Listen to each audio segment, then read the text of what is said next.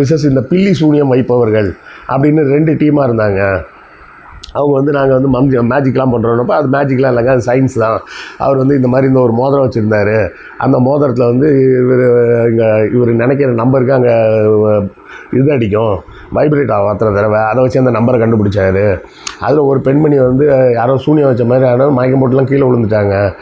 அதுக்கு அப்புறமா ஷோ முடிஞ்சதுக்கப்புறம் தான் பார்க்குறேன், அந்த டீம் அந்த மந்திரம் பண்ணுறவங்க டீம் எந்த வேனில் ஏறி போனாங்களோ இந்த மயக்கம் போட்டு விழுந்த லேடியும் அந்த வேனில் தான் ஏறி போனாங்க. அதையும் நாங்கள் பார்த்தோம், அதையும் நாங்கள் வீடியோ எடுத்திருக்கோம் அப்படின்னு சொல்லி மிஸ்டர் ஜிகே அந்த ப்ரோக்ராமில் போட்டிருந்தார்.